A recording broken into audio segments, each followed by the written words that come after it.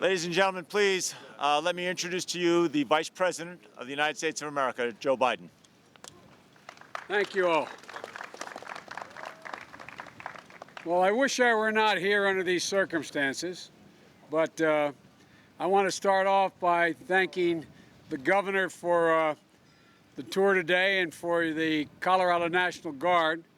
I'm joined by Representative Polis, Kaufman, Gardner, and my good buddy Michael Bennett.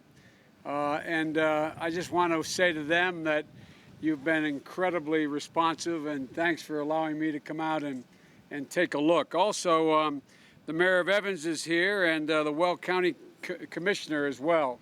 I want to thank them for they're so incredibly responsive. Folks, look, we were in the air about an hour touring the devastation, and it is devastation.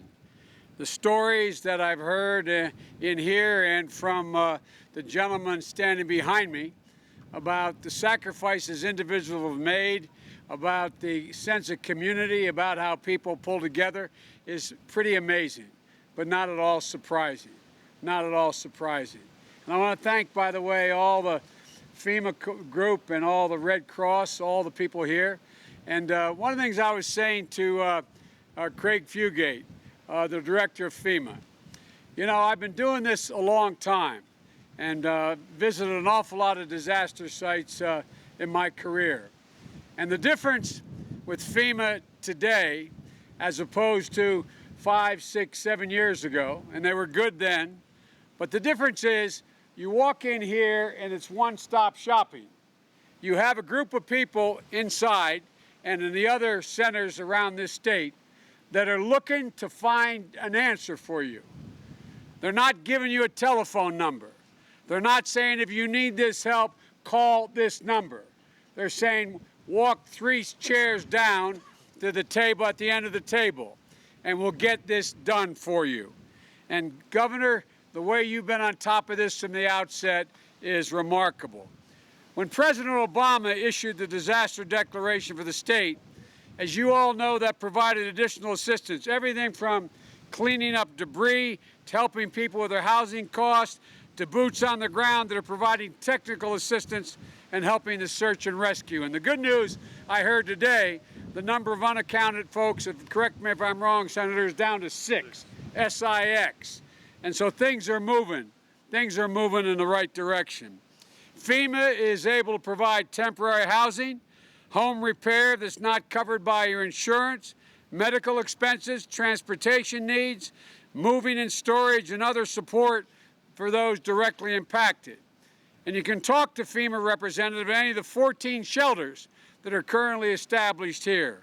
And they can help you figure out what kind of assistance you're eligible for. The thing I find most often visiting disaster sites is, first of all, people are absolutely devastated. They cannot believe everything that they have literally has been washed away.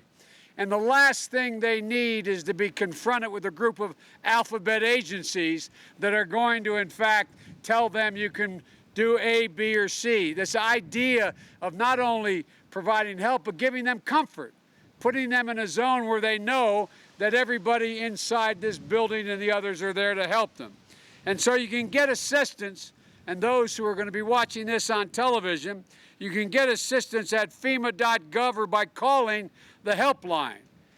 And the number is 800-621-3362. That number is 800-621-3362. And there'll be someone on the other end of the line that will walk you through your needs. You tell them what your problem is. Tell them what you lost, and they will find a way through the maze for you. There is help.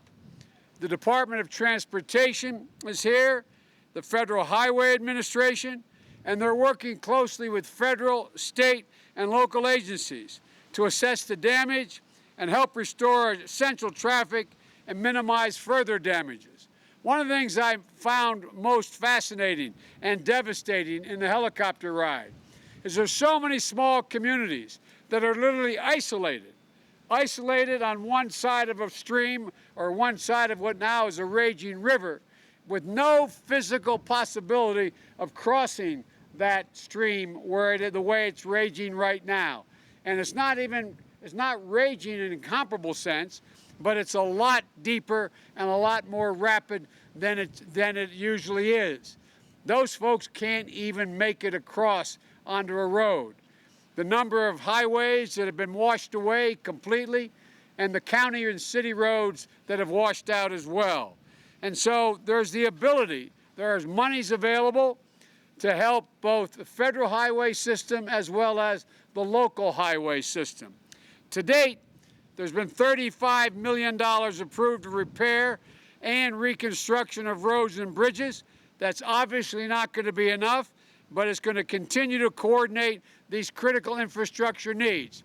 We talked with the county commissioner about the needs for bridges right now to get agricultural products to market so everything is not lost. All of this is underway. Quite frankly, I expected to see it worse than I have. In a matter of just slightly over a week, the progress we've made thus far is pretty remarkable. And we're going to keep working with the governor on long-term strategy to rebuild and get people back into their homes.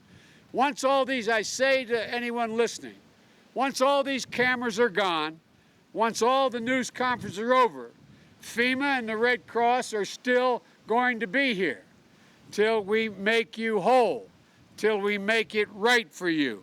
And I want you to know, if there's now a lot of you who will be listening to this broadcast will hear probably on the national news about the potential for a government shutdown. And it's probably going to scare the living devil out of you. Well, the truth of the matter is there's reason to be scared, but not in terms of disaster relief. None of the federal assistance that we're providing, none of it is going to be impacted even if there is a government shutdown. I don't want folks that are here in shelters or watching on TV seeing the dysfunction of Congress and thinking that all the relief efforts that they're now benefiting from or are likely to continue to benefit from are going to shut down. They will not shut down even if the Congress doesn't fund the federal government in a continuing resolution. So I promise you, the President and I and the men standing behind you are going to stay focused on this. As I said, when the cameras leave, the help is going to remain.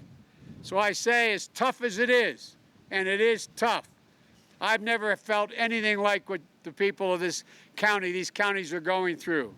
But just having my home struck by lightning and absolutely devastated, the sense of loss, and I was in good shape, the sense of loss is overwhelming when you lose your home.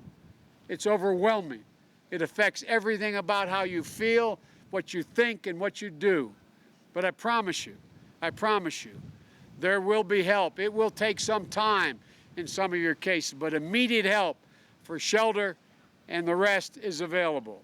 So as my grandfather would say, keep the faith. I promise you, we're not going away. The state, local, and federal government is not leaving. We are going to meet the needs as a consequence of this disaster.